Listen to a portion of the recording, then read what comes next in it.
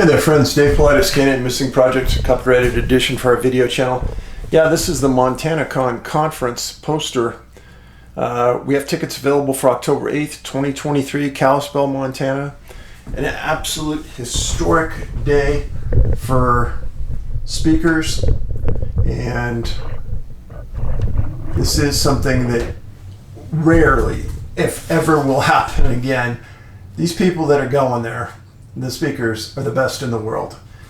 And I encourage you to really take it seriously, because a lot of them are getting old. And here's the QR code.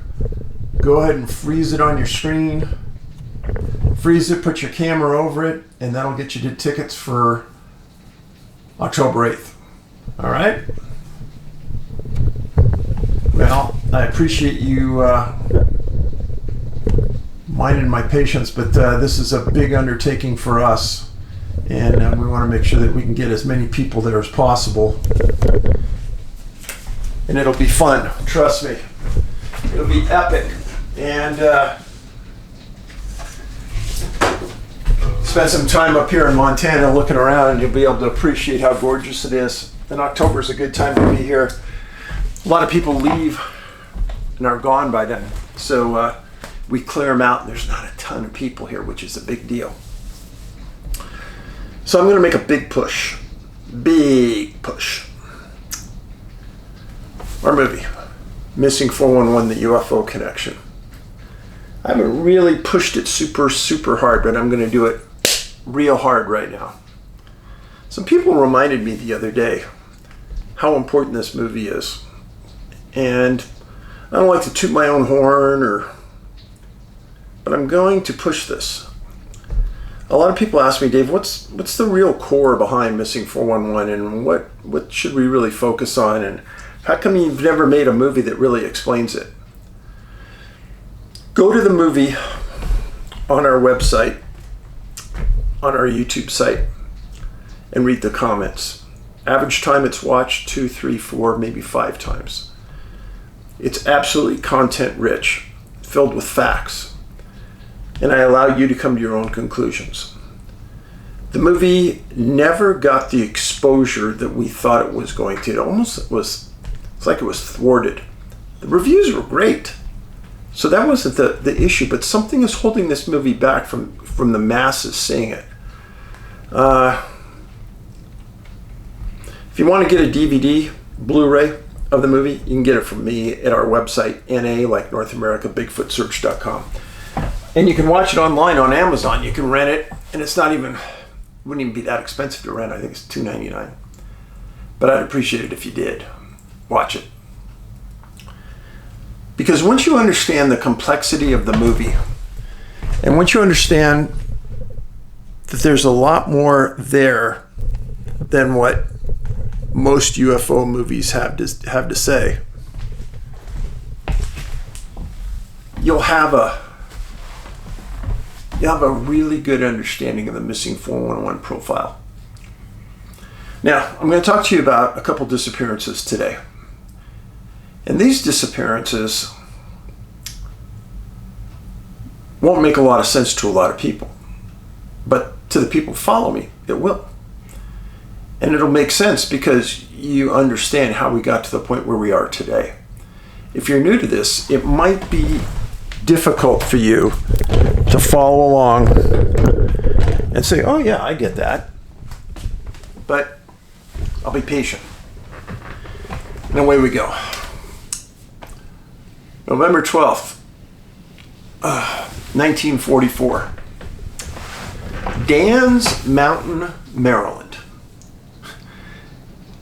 Very, very few cases do we have in Maryland. And that's weird. Because all around Maryland we have a lot of cases. But Maryland we don't. But this is a 10x hit on a Missing 411 case. The boy's name was Earl Martz Jr. Now, he was 15 years old, but don't let that skew this, because I'm going to explain it. So he was one of a very, very, very, very few cases in Maryland. Now, he was a junior. He was named after his dad. He was mute, and he had very poor hearing. Son of Mr. and Mrs. Earl Martz. And they lived in a city called Rawlins, very small city, just east of Dan's Mountain. And he was described in every article as being very poor physical condition. Now, he was playing with other kids about 200 yards from the home. So, he's playing with the kids, and he saw it. Suddenly he's missing. That's how the story starts. Now, it's important to understand Dan's Mountain. It's a 16-mile long mountain. It's almost like a mountain range in Allegheny County, Maryland.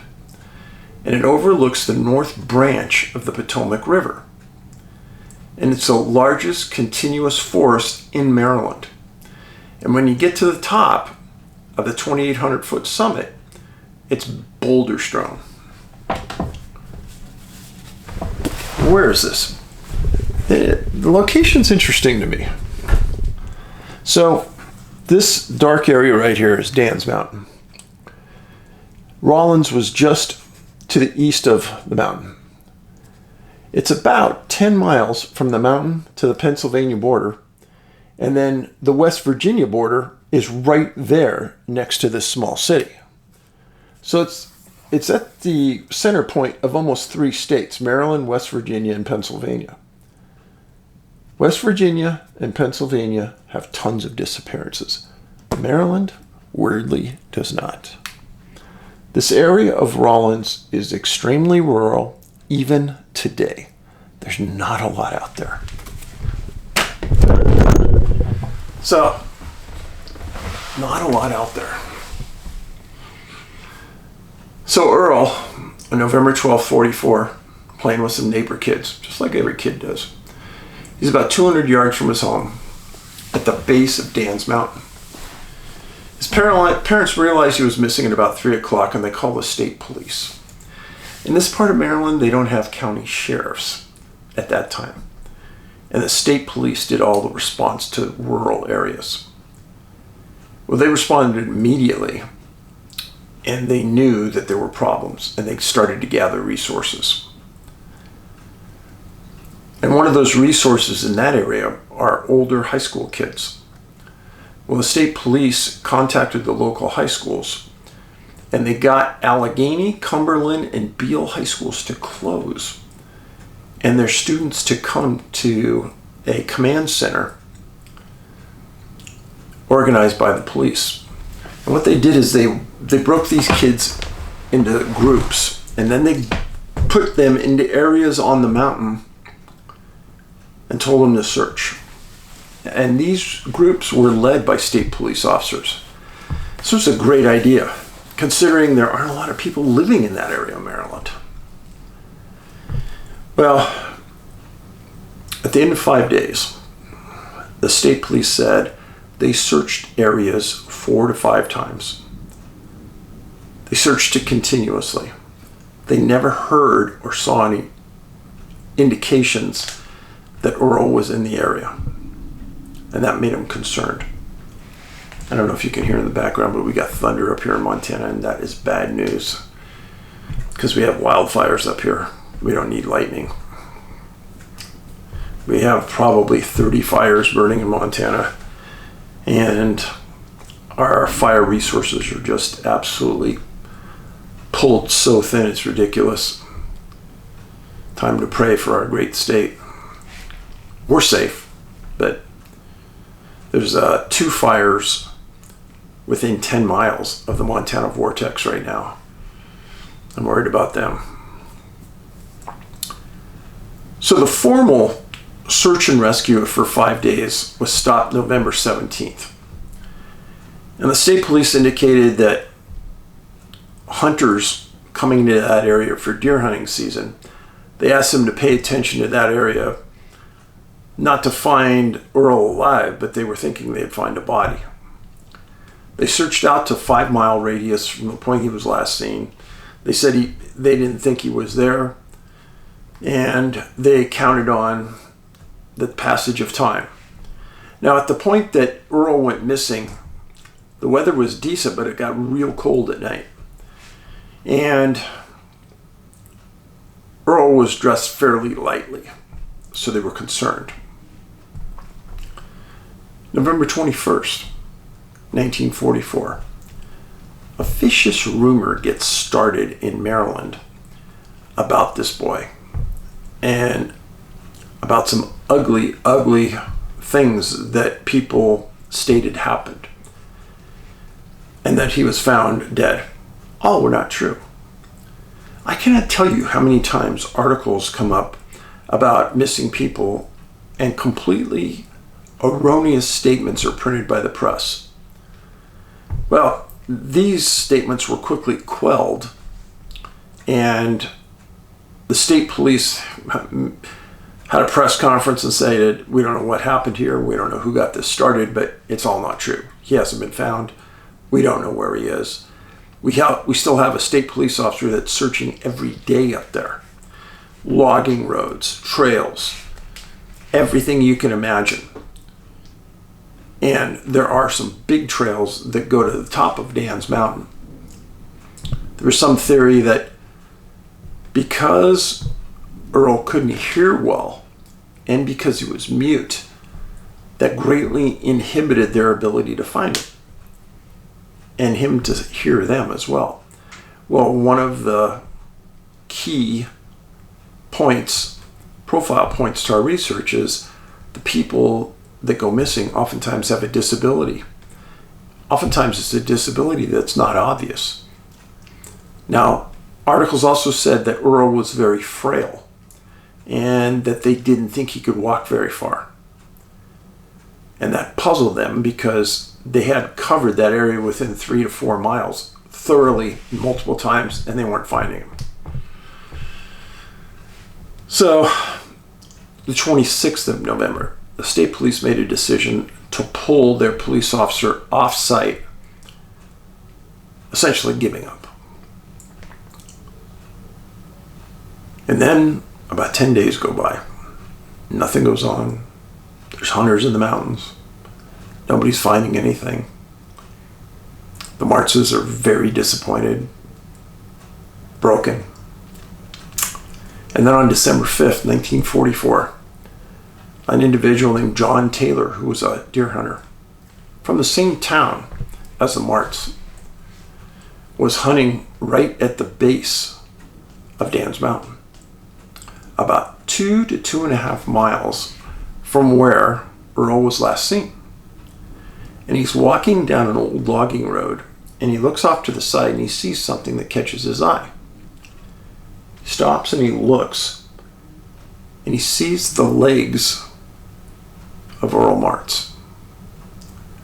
Earl is just off the trail, the logging road, face down, deceased. The sight he saw stunned him. And it would have stunned me. What he saw was Earl laying naked. Strewn around the body were his shoes, his overalls, and his shirt. He knew what he found. And he knew exactly where he was. So he leaves and he gets the state police. The state police gets the coroner, medical investigator, and they all respond to the scene. It was described as Earl's feet were pointing towards the logging road. His face and his head was very near an old log, maybe partially under a log. No shoes, no clothing on at all. The coroner described his body as very well preserved. And the autopsy showed that he would probably have died his first through his third day. They weren't sure. They said that there were no marks on the body of foul play. And John Taylor said something that was very interesting. He said the day before he spotted the body, he was walking down the same logging road and believed he looked in the same spot and didn't see the body. That's pretty weird. State police came back and stated that that area had been searched multiple times, and nothing was ever found. Now, the newspaper quoted the location of this. Now, this is exactly what this stated, so if it offends somebody, sorry. The exact location was called Nigger Hollow. Coroner stated that Earl died of exposure. For 411 followers, he was found very near a creek. He had multiple disabilities. He was found naked, and he died of exposure. It had been cold the nights before, and they said he died the first through the third night. A lot of things about the story disturb me. It disturbs me, number one, that why would Earl, who lived in this area his whole life, just suddenly go into the woods and get lost? That makes no sense. I almost don't believe it. And then how many times can a body be missed? I don't know. But that was case number one. Case number two. Very, very unusual case. Let me first say, when we talk about a disappearance, we usually just talk about a disappearance of me, the human, the body. We don't usually talk about, say, a house disappearing, a car disappearing. If they're riding a motorcycle, the motorcycle and the person disappearing. But we have outlined those cases in the past. This one is very strange. Very strange. And then another item of importance. Many times, people have disappeared in the backcountry camping. When rangers, sheriffs eventually get to the scene, to the campsite, almost every time the tent has collapsed that the person was sleeping in.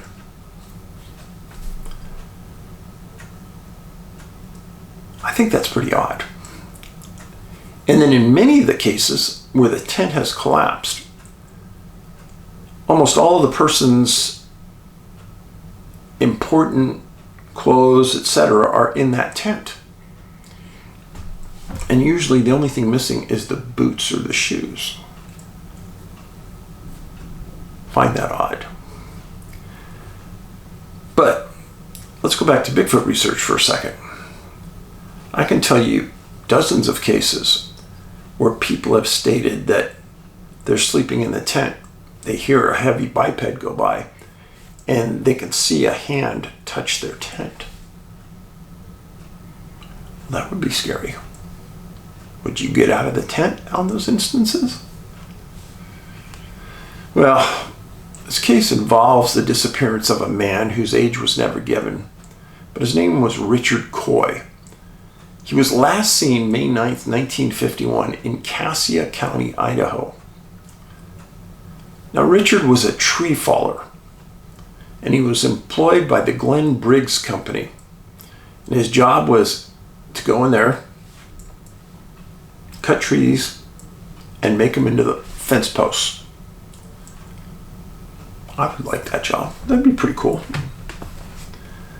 So, here's where it happened. Far southern Idaho. And this is really in the middle of nowhere, right near a place called Bostetter Springs.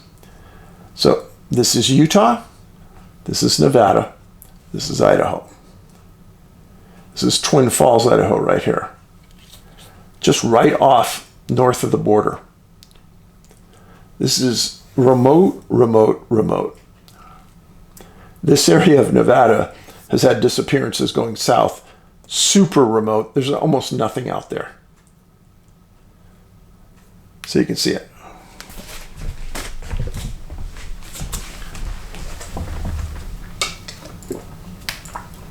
Now, Glenn Briggs was known as a really good employer. Paid his people well, supported them, looked out for them. And he had given Richard some, not a lot, but some needed tools to help make his job easier and getting the fence post back down into the city. We last saw Richard on the 9th. And he hadn't heard from him in a few days, and usually Richard would fill up his truck, drive down to the city every other day. On the 12th, Glenn went up to Coy's camp. And it had snowed quite a bit, but not a lot, enough that he could drive in there. And what he found is Richard's tent collapsed. And he found equipment of Richard and his strewn around the campsite. And he thought that was odd. And he knew that Richard had parked his truck some distance away from where he was actually establishing his camp. He couldn't find the truck. And he couldn't find Richard. So the thought was, in Briggs' mind, that Richard realized it was snowing and got out of there before the snow really started to drop heavy and drove away. So Briggs went back to the city, contacted Coy's family. No, hadn't heard from him, hadn't seen him. Now everybody starts getting nervous. So Briggs contacts the Cassia County Sheriff and reports Coy is missing.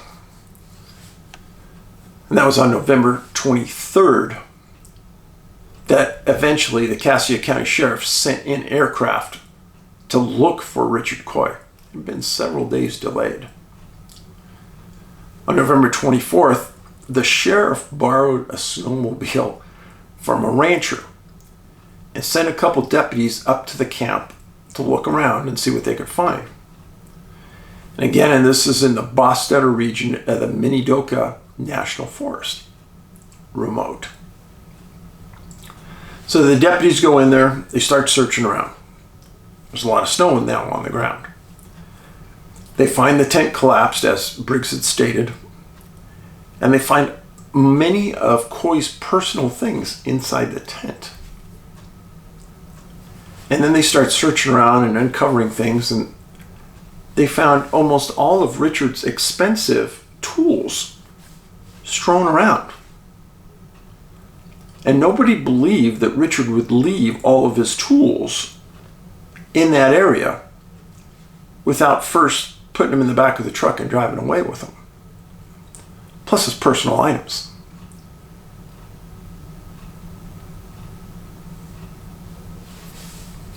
The deputies were disturbed by what they saw. And they kicked around in the press what might have happened.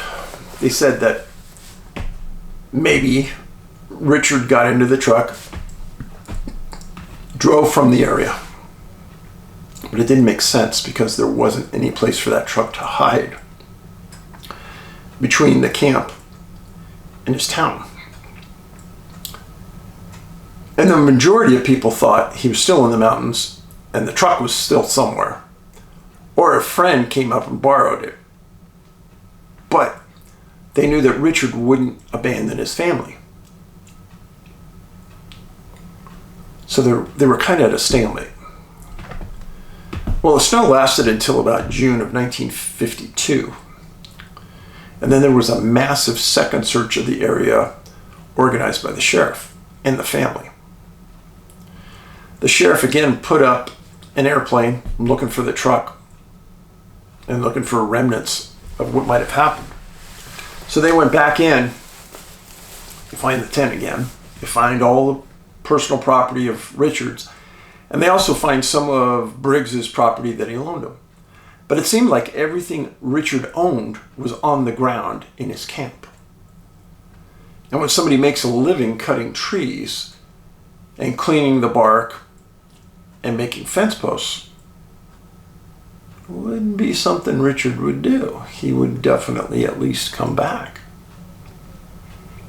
So the sheriff committed 3 days of resources going in and out of that area, looking for something.